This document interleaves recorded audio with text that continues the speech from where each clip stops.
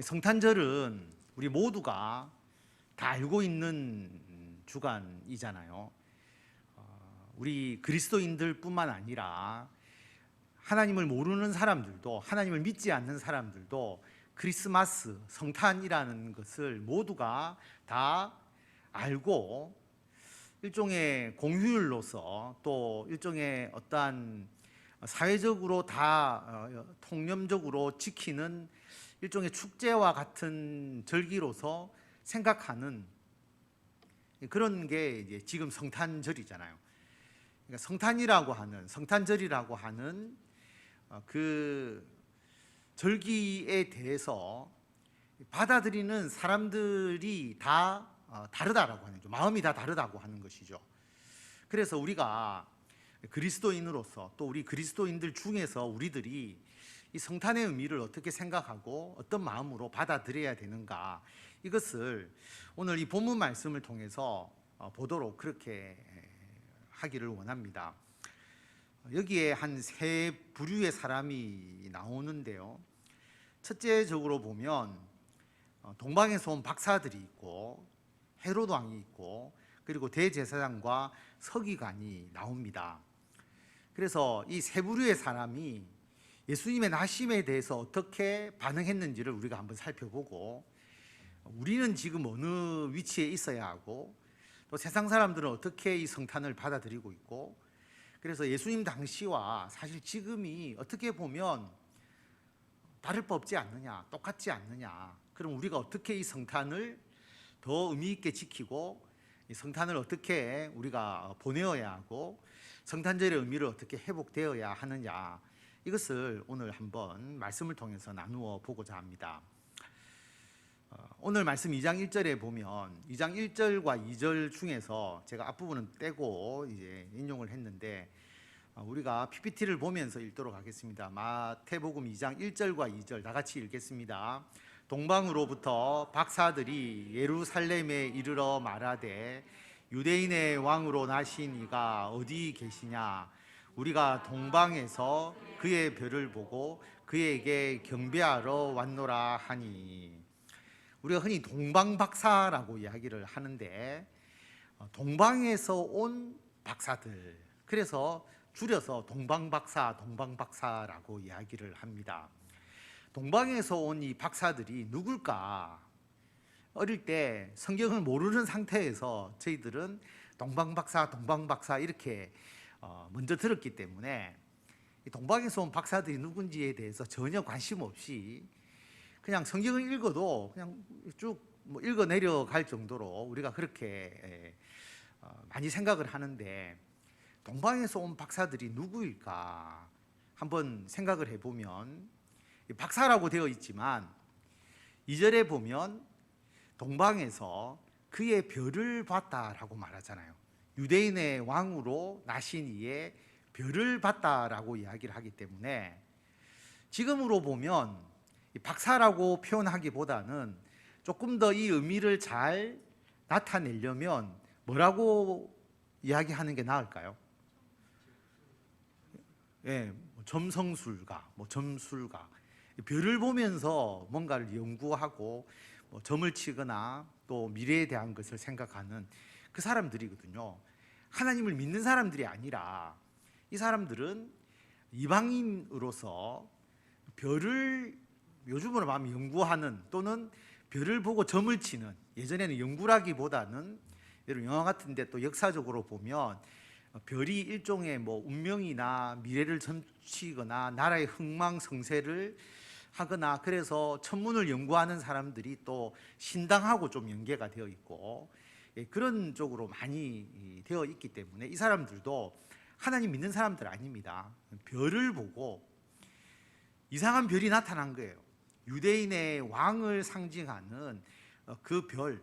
그래서 천문학자들이나 이런 사람들이 이 별이 언제 이 별이 있었느냐, 이걸 가지고 많이 이야기를 합니다만은 그걸 어느 것이 딱 맞다라고 말하기 어렵습니다. 어떤 경우에는 목성과 무슨 별이 같이 만나서 가장 빛나게 된 시기가 몇 년에 있었는데 이때가 예수님의 탄생일과 같다, 여러 가지의 주장들이 막 있습니다. 왜냐하면 별이 나타난 기록들은 고대 문서에 나오거든요. 성경 말고도 나오기 때문에 어떤 별이 이 별이었을까라고 논의하는 게 많이 있는데 우리가 뭐 그렇게까지 어떤 게 정설이다라고 볼 수가 없기 때문에 어쨌든 별을 연구하는 자가 별을 보고 찾아온 겁니다. 예수님인 줄도 모르고 유대인의 왕이 태어났다라고 하는 그 상징적인 별, 아주 신비로운 별을 보고 따라왔다라고 하는 겁니다. 점성술사다 이렇게 생각하시면 됩니다. 동방에서 온 박사들이 누구를 찾아왔느냐? 누구를 찾아왔습니까?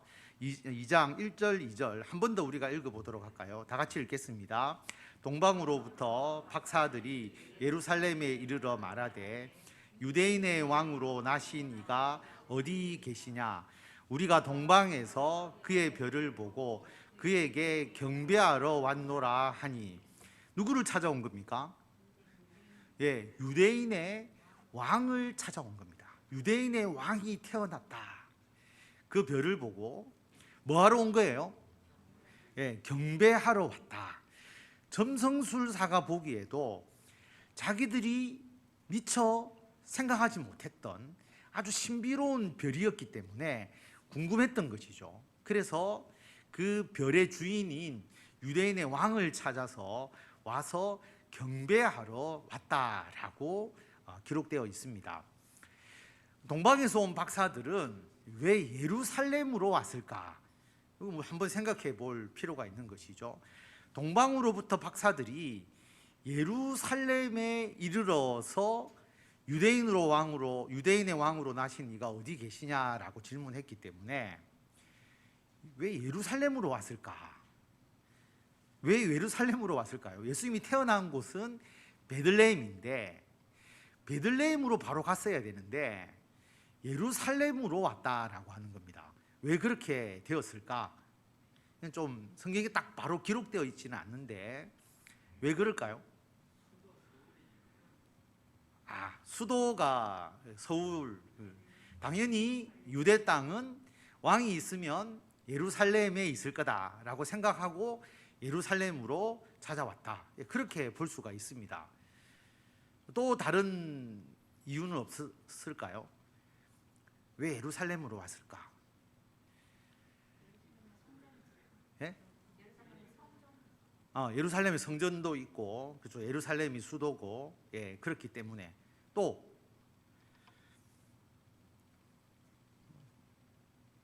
딱 성경에 딱 답이라고 딱 정확하게 나와 있는 건 아니니까. 예.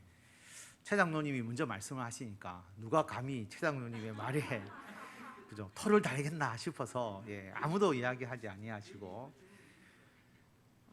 별이 그쪽으로 인도를 했다.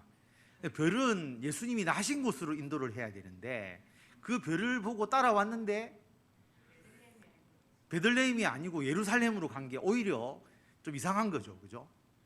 왜 그랬을까라고 생각을 해보면 자, 7절에 보면 이에 헤롯이 가만히 박사들을 불러 별이 나타난 때를 자세히 묻고 언제 별이 나타났느냐, 유대인의 왕으로 태어난 이를 알려주는 별이 언제 나타났느냐, 그 때를 자세히 묻고, 그럼 태어난 시점을 알 수 있는 거잖아요. 그죠? 그렇게 묻고, 그리고 9절 말씀 다 같이 읽겠습니다. 시작. 박사들이 왕의 말을 듣고 갈새 동방에서 보던 그 별이 문득 앞서 인도하여 가다가 악이 있는 곳 위에 머물러 서 있는지라. 별이 앞서 인도하다가 악이 있는 곳 위에 머물러 서 있었다라고 그렇게 말합니다. 그리고 10절에 보면 자, 다 같이 읽겠습니다. 시작. 그들이 별을 보고 매우 크게 기뻐하고 기뻐하더라. 자, 맨 처음에 별이 나타났으니까 그 별을 보고 찾아온 건 맞죠, 그죠? 그리고 9절에 보면 왕을 만나고 난 뒤에 가는데 왕이 나중에 그 왕으로 태어난 사람을 발견하면 돌아오는 길에 자기에게 알려주라고 이야기를 하잖아요. 그런데 박사들이 그 왕의 말을 듣고 가는 순간에 동방에서 보던 그 별이 앞서서 인도하여 갔다라고 말합니다. 그럼 이 별은 예수님께로 인도하는 거잖아요. 베들레헴 쪽으로 가야 되는데, 이 사람들이, 동방 박사들이 예루살렘으로 온 이유가 뭘까라고 생각해 보면, 첫 번째는 별을 놓쳤다라고 하는 것을 생각해 볼 수 있습니다. 중간에 별이 사라져 버린 거예요. 컴컴하든지 먼저 구름이 끼었든지 별이 보이지 않으니까 이 동방 박사들은 어디로 가는 게 낫겠다고 생각한 거예요. 당연히 아까 최 장로님이 말씀하셨듯이 수도가 있고 왕이 있는 곳 예루살렘, 그 예루살렘으로 가서 찾는 것이 맞지 않을까, 그렇게 해서 예루살렘으로 왔다라고 볼 수가 있습니다. 그리고 예루살렘에서 나왔을 때 다시 별이 자기들을 인도해서 베들레헴으로 이끌어 주었다. 별이 일부러 예루살렘에 가서 베들레헴으로 가도록 인도했다라고 보기는 어려우니까 중간에 잠시 별이 보이지 않았던 때가 있었고, 그래서 이 박사들이 예루살렘으로 찾아가서 왕을 만나게 되고 왕에게 유대인의 왕이 태어났다는 것을 알리게 되고, 나오니까 다시 별이 보여서 베들레헴으로 자신들을 인도했고 그 별을 보고 기뻐했다라고 그렇게 볼 수가 있습니다. 동방에서 온 박사들은 모두 몇 명이었을까? 마태복음 2장 11절 다 같이 읽도록 하겠습니다. 시작. 집에 들어가 아기와 그의 어머니 마리아가 함께 있는 것을 보고 엎드려 아기께 경배하고 보배 합을 열어 황금과 유황과 몰약을 예물로 드리니라. 아멘. 동방에서 온 박사들이 모두 몇 명이었을까요? 예, 연극할 때 꼭 3명이 이제 연극을 했지 않습니까? 저도 어릴 때 동방 박사 역을 굉장히 많이 했거든요. 그렇잖아요. 뭐 남자들 요셉 아니면 동방 박사죠. 동방 박사 역을 했는데 황금과 유황과 몰약을 예물로 드렸다라고 되어 있기 때문에 연극할 때 3명이 아니고 4명이면 한 사람은 선물을 줄 역할이 없잖아요. 그러니까 우리가 대부분 동방 박사 1, 2, 3 해서 황금과 유황과 몰약을 선물로 예물로 드리도록 했기 때문에 흔히 우리가 3명이다 라고 생각하기가 쉬운데 성경에 안 나옵니다. 3명인지 4명인지 알 수가 없어요. 어떤 사람들은 완전수의 의미에서, 그러니까 이스라엘 12지파의 의미에서 12명이다 하고 주장하는 분도 있는데 12명인지 11명인지 뭐 알 수가 없어요. 꼭 3명이었다고 볼 수는 없습니다. 우리가 3명이라고 생각하지 않도록 제가 이 말씀을 드린 겁니다. 황금과 유향과 몰약을 예물로 드렸는데 이 동방 박사들은 이 예물의 의미를 알고 드리진 않았을 겁니다. 그런데 나중에 보니까 이 황금과 유황과 몰약에 나름대로 의미가 있다라고 하는 것을 알게 되죠.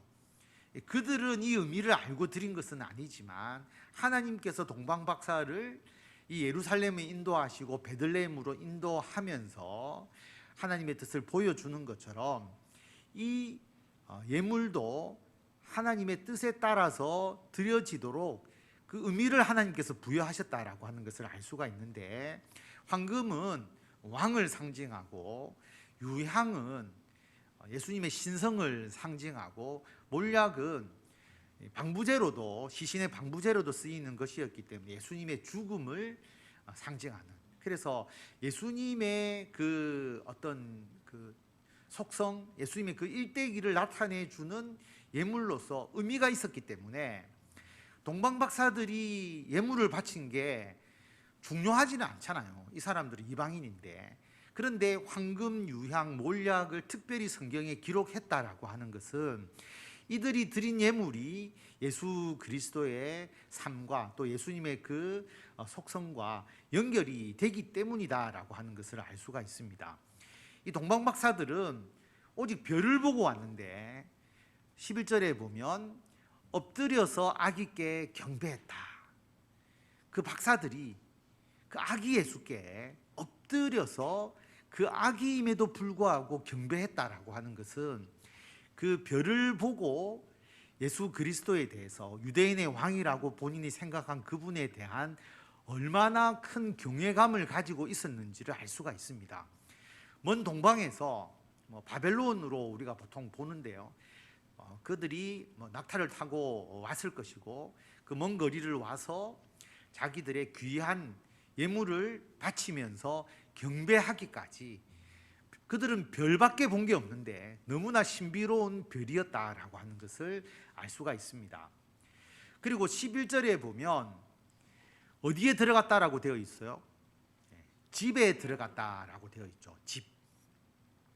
누가복음에 보면 예수님이 어디에서 태어났느냐 하면 호적을 하러 베들레헴에 갔다가 머물 곳이 없어서 이제 말 구유에 예수님께서 누워 있었다. 그래서 우리가 마국간에서 예수님이 태어났다라고 기록하고 있는데, 마태복음에서는 집이라고 되어 있기 때문에 시기가 누가복음이 훨씬 그 탄생 이야기가 빠르고 태어날 때 이야기고, 이때는 예수님께서 태어나시고 난 뒤에 시간이 경과되고 난 이후라고 하는 것을 알 수가 있죠.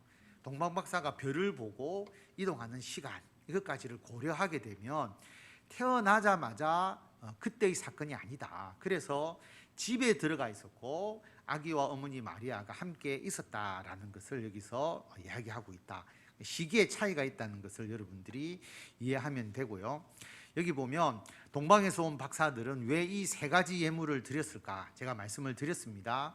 왕이신 예수님, 그리고 신이신 예수님, 그리고 예수님의 그 죽음과 부활, 그것을 의미하는 예물이었다. 이들이 알고 드린 게 아니고요, 예물을 드렸는데 그 의미가 나중에 거기에 포함이 되도록 하나님께서 역사하셨다라고 하는 것입니다.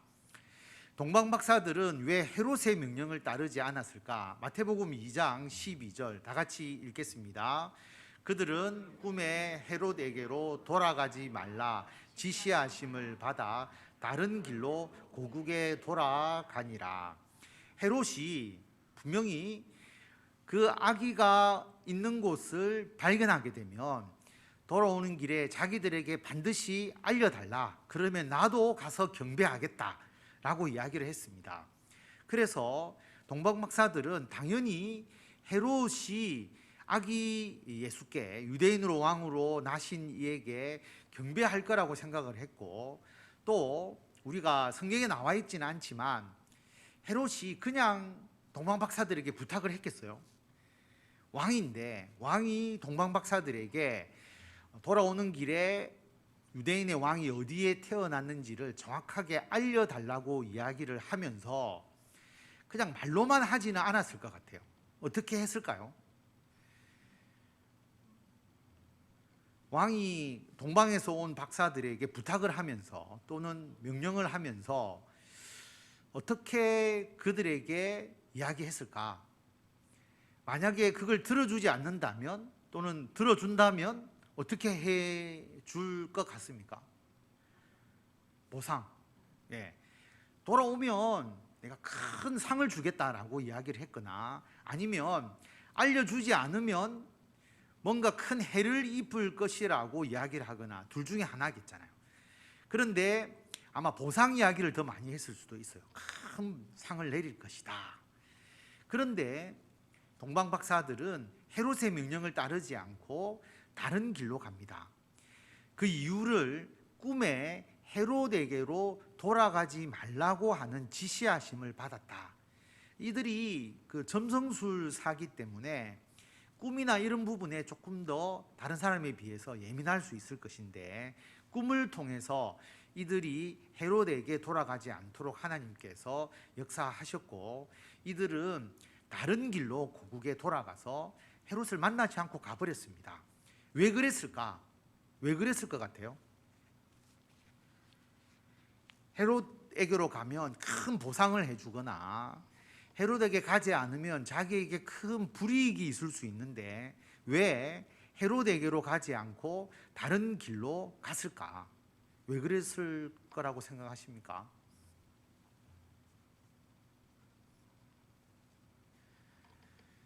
점성가들이니까 그 예수님의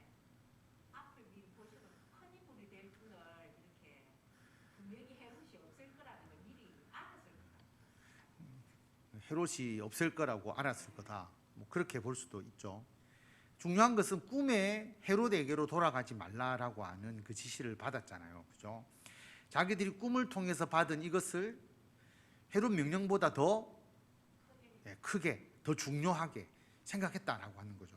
그래서 어떤 두 가지의 상반된 명령, 또 두 가지의 상반된 말씀이 있을 때에 무엇을 우선적으로 따를 거냐라고 생각할 때에 동방박사들은 꿈에서 자기들이 받았던 이 말씀을 더 중요하게 생각했다라는 것을 알 수가 있습니다.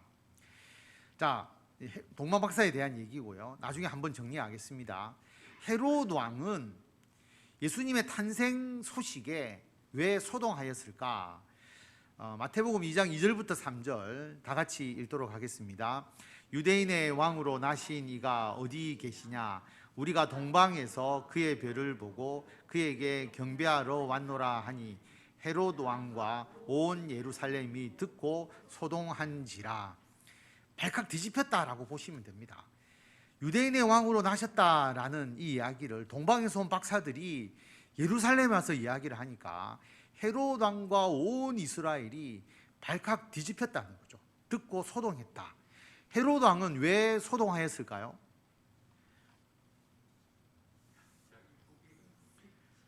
그렇죠. 자기가 왕인데 자기 아들이 당연히 왕이 되어야 하는데 유대인의 왕이 태어났다라고 하니까 발칵 뒤집힐 수밖에 없었다라고 하는 거죠. 예수님의 탄생이 자기에게 도움이 되는 게 아니라 자기와 반대되는 위치에 있다. 자기에게 오히려 손해가 되고 자기의 대적이 된다라고 생각을 한 것이죠. 헤롯 왕이 동방박사에게 아기가 있는 곳을 알려달라고 한 이유는, 자, 2장 8절 다 같이 읽겠습니다. 베들레헴으로 보내며 이르되 가서 아기에 대하여 자세히 알아보고 찾거든 내게 고하여 나도 가서 그에게 경배하게 하라. 아기를 찾거든 나에게 이야기해서 나도 가서 그에게 경배하도록 하라. 거짓말이잖아요. 자기는 그럴 마음이 전혀 없었죠. 그런데 그 아기를 없애기 위해서 일부러 거짓말을 한 것이다 라는 것을 알 수가 있습니다. 그래서 헤롯 왕이 예수님의 탄생에 대해 반응한 방식은 우리가 오늘 읽지 못했지만 꿈의 지시함을 받아서 동방에서 온 박사들이 다른 길로 가버리잖아요. 헤롯 왕 안 만나고. 그때 헤롯 왕이 어떻게 반응했느냐 하면 16절 다 같이 읽겠습니다. 이에 헤롯이 박사들에게 속은 줄 알고 심히 노하여 사람을 보내어 베들레헴과 그 모든 지경 안에 있는 사내 아이를 박사들에게 자세히 알아본 그때를 기준하여 2살부터 그 아래로 다 죽이니. 유대인 왕이 태어났고 베들레헴이라는 걸 알고 있고 박사들이 별이 나타난 때를 이야기해 줬으니까 그때를 기준으로 보면 2살 이하로, 그러니까 태어나자마자가 아니라 박사들이 온 시점이 있으니까 제가 말씀드렸지만 1년이나 최대 2년 가까이 될 수 있었다라고 본 거죠. 그래서 안전하게 그 왕으로 태어난 아이를 죽이기 위해서 2살부터 그 아래의 사내 아이를 죽이라고 명령하는, 자신의 정권을 유지하기 위해서 예수님의 탄생에 대해서 반응한 것은 그 2살 아래의 사내 아이를 죽여버리는 그런 엄청난 죄를 범했다라고 하는 것입니다. 또 세 번째 사람, 대제사장과 서기관들이 메시아에 대한 이해와 관심은 마태복음 2장 4절과 5절 다 같이 읽겠습니다. 왕이 모든 대제사장과 백성의 서기관들을 모아 그리스도가 어디서 나겠느냐 물으니 이르되 유대 베들레헴이오니 이는 선지자로 이렇게 기록된 바. 동방에서 온 박사들이 유대인의 왕이 태어났다고 하니까 헤롯이 서기관과 대제사장을 불러서 그러면 그리스도 메시아가 어디서 태어나느냐.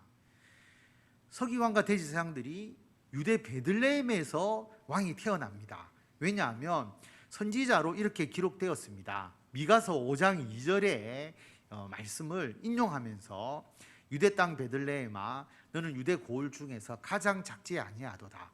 내게서 한 다스리는 자가 나와서 내 백성 이스라엘의 목자가 되리라 하였음이니라. 미가 선지자가 예언한 데 보면 베들레헴에서 이 땅을 다스리는 자, 이스라엘의 목자가 나올 것이다 라고 예언되어 있는 구절이 있습니다. 그러면 메시아가 태어나는 곳은 베들레헴입니다 라고 이야기한 자가 바로 대제사장과 서기관이라고 하는 것이죠. 그래서 오늘 말씀을 정리해 보면 헤롯 왕은 예수님의 탄생의 소식을 들었는데 자기의 권력에 대한 장애 요소로 여겼습니다. 박사들을 속여서 예수님이 계신 곳을 알아내려고 합니다. 그리고 베들레헴 근방의 2살 이내 남자아이를 다 죽여서 그 왕으로 태어나신 예수를 죽이려고 했다라고 하는 것이죠. 헤롯 왕의 예수님의 탄생에 대응하는 방법입니다. 여러분, 예수님이 주가 아니라 이 예수님을 통해서 자기의 이익을 취하려고 하는 사람의 입장에서 보면 성탄절이 성탄의 의미가 중요한 것이 아니라 어떤 자기 회사나 기업의 마케팅이나 또는 여러 가지 수익을 더 중요하게 생각할 수가 있고요. 성탄의 본질적인 의미가 아니라 이 성탄절이라고 하는 이 절기가 자기에게 뭔가 손해가 된다면 그 절기 자체의 본질적 의미를 없애버리고 싶은 마음을 가지는 것이죠. 그냥 휴일, 그냥 공휴일, 그냥 내가 즐기고 내가 놀고 싶은 또는 쉬고 싶은 그런 날로만 여겨버릴 수가 있다라고 하는 겁니다. 지금의 헤롯 왕과 같은 생각을 가지고 그렇게 행동하는 사람들이 많이 있죠. 그래서 성탄의 본질적 의미는 갈수록 퇴색되게 되어 있다라고 하는 겁니다. 그렇게 될 우려가 굉장히 많은 것이죠. 다 흔적을 없애버리고 싶습니다. 예수를 지워버리고 싶은 거예요. 그래서 미국에서도 성탄절이라고 하는 의미가 특정 종교를 자꾸 이제 유발하기 때문에 메리 크리스마스라는 인사를 하지 못하도록 한다라고 하잖아요. 그래서 뭐 해피 할리데이로 바꾸면서 그냥 이 크리스마스, 예수 이러한 부분들을 자꾸 흔적을 지우려고 하고, 지금 우리들도 마찬가지잖아요. 지금 이 사회에서도 보면 성탄절의 주인이 예수님이 아니라 산타클로스거나, 지금은 산타클로스도 없고 예수도 없고 아무것도 없는 그런 형태의 모습만 남아있는, 과연 성탄절의 주인이 누구인지를 모르고 그냥 온 불빛은 굉장히 많은데 그 불빛의 중심이 없다라고 하는 거죠. 딜레마가 있습니다. 제가 해운대 기독교 협의회를 같이 이제 섬길 때도 이 협의회에서 트리를 만들거든요. 그래서 해운대에 우리가 그 구남로 있지 않습니까? 새로 생긴 해운대역 앞에, 거기도 이제 수영로 교회하고 연합해서 이제 추리를 만들고 해운대 구청에도 추리를 만들고 했는데, 문제는 뭐냐하면 트리를 세우는 건 좋은데 거기에 십자가를 달아서도 안 되고 별도 달아서는 안 되고 그렇게 되는 거죠. 그러면 여러분, 그 불빛의 트리를 달았는데 그게 무슨 의미인지, 그래도 교회 쪽에서는 그거라도 달아야지 뭔가 이게 성탄절의 의미를 나타내는 것 때문에 달지만 앞으로 갈수록 그렇게 될 거라고 하는 거죠. 예수 그리스도에 대한 본질적 의미는 자꾸 퇴색되도록 할 것이다. 그걸 지워버리려고 할 것이다. 그런데 그렇게 되지 않도록 우리가 노력하는 것이 필요하다. 이 당시에는 헤롯이 그런 역할을 했다라는 것을 알 수가 있고요. 그 다음에 대제사장과 서기관, 구약에서 예언된 예수님의 탄생 장소 유대 베들레헴입니다. 미가서 5장 2절을 탁 인용하면서 헤롯 왕에게 알려줄 정도로 메시아에 대해서 알고 있었습니다. 메시아에 대한 지식도 있고 기다려왔으니까 알고 있잖아요. 그런데 이 대제사장과 서기관은, 여러분 나중에 우리가 예수님께서 활동하실 때 보면 예수님에 대해서 끝까지 반대하는 위치, 메시아를 봤지만 믿지 못했다는 거죠. 구원자로서 예수 그리스도를 믿지 못하고 하나님의 아들로 믿지 못하다 보니까 나중에 궁극적으로 예수를 죽이는 자리로 가버렸다는 겁니다. 성경도 많이 알고 예언도 알았는데 예수 그리스도를 믿지 못하는 자는 이러한 대제사장과 서기관처럼 되어버릴 것이다. 우리가 조심해야 되는 거죠. 성경도 알고 예수님도 알고 성탄의 의미도 아는데 그게 우리들의 믿음과 연결되지 않으면 나중에 헤롯처럼 죽이는 방법도 있지만 예수님을 알고 믿으면서도 결국 예수 그리스도를 구원자로 인정하지 못하고 그냥 예수님을 믿지 못하면서 예수님을 십자가로 몰아가 버리는 그런 삶을 살기가 쉽다. 그래서 진짜 예수님을 우리가 믿어야 되는 거죠. 예수님의 탄생, 구원자로서의 예수님, 나의 예수님, 그런 예수님을 나의 심령에 받아들이는 것이 너무나 중요하다라고 하는 겁니다. 오늘 주인공인 동방에서 온 박사들, 이방인이잖아요. 구약 성경 하나도 모르는 사람입니다. 성경을 모르는 사람이죠. 그런데 자연현상, 그 현상을 통해서 예수를 발견한 사람입니다. 저는 성경을 몰라도 예수님을 알 수 있다고 생각합니다. 왜냐하면 예수님이 역사잖아요. 2000년 전 이스라엘 땅에서 사셨던 그 역사의 예수님. 성경을 알면 더 좋겠지만 성경을 모르는 사람도 어떻게 이 세상이 창조되었을까? 그냥 우연히 생겼을까? 유인원에서, 원숭이에서 그냥 우연히 사람이 되었을까? 이게 아니라 창조주 하나님이 있다고 생각하면 하나님의 구원 계획, 그리고 2000년 전에 이스라엘에서 사셨던 예수 그리스도에 대한 삶을 조금만 더 생각해 본다면 성경을 몰라도 예수 그리스도를 처음에 영접할 수 있는 그 기회는 있다라고 하는 거죠. 그래서 동방에서 온 박사들이 별을 보고 예수님을 찾아왔는데 예수님을 찾아와서 아기 예수께 엎드려서 경배를 합니다. 그리고 그 예수님께, 아기 예수님께 황금과 유황과 몰약을 예물로 드립니다. 왕의 명령이 아니라, 헤롯의 명령이 아니라 하나님의 뜻을 따라서 행동하는 동방에서 온 박사들, 이방인이지만 예수 그리스도를 받아들이는 사람들. 결국 여러분 이 구절을 마태복음에서 굉장히 중요하게 다룬 이유가 뭐냐 하면 유대인들은 앞에서 대제사장과 서기관과 같은 행동을 했고 결국 예수를 구주로 받아들이고 주님의 자녀가 된 대부분의 사람들이 이방인들이잖아요. 우리도 이방인들이잖아요. 누가 예수께 경배했느냐? 이방인들이 별을 보고 찾아와서 예수를 경배하고 예수님을 온전히 구주로 그렇게 마음으로 표현을 했는데 대제사장과 서기관들은 그렇게 하지 못하고 그리고 헤롯 왕은 더욱더 그렇게 하지 않았다는 것을 나타내면서 누가 예수 그리스도를 영접하는 자인지에 대한 질문을 던지고 있는 겁니다. 지금 우리들도 마찬가지죠. 여러분 우리는 너무나 감사한 게 성경도 알고 그리고 주님께서 이 땅에서 하시는 그 모든 일도 우리는 영적인 눈으로 보고 알고 있기 때문에 우리는 뭘 해야 되느냐? 우리는 예수님께 경배해야 된다라고 하는 겁니다. 우리가 어떻게 경배합니까? 예배 드리는 것이죠. 예배 드리는 겁니다. 우리가 이 성탄의 의미에 가장 중요한 것은 예수 그리스도를 나의 구주로 고백하면서 예배 드리는 것이고요.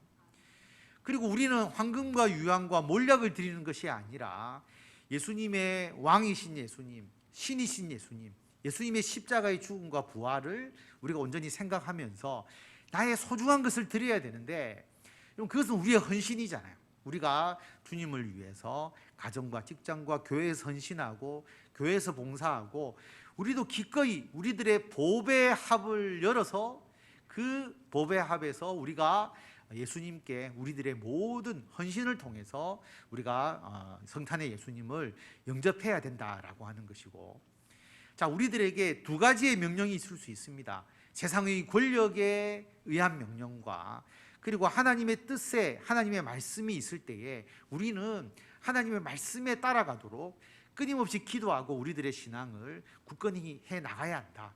이게 동방박사의 삶을 통해서 성탄을 어떻게 대해야 되느냐, 어떻게 성탄에 임해야 되느냐 하는 것을 우리들에게 알려주시는 주님의 말씀이다라고 하는 것을 기억하시고, 우리가 오늘 이 말씀을 곰곰이 묵상하면서 내가 그 당시의 삶에 있었다면 나는 어떤 자의 위치에 있었을까? 동방박사일까? 아니면 내가 대제사장과 서기관과 같았을까? 헤롯왕과 같았을까?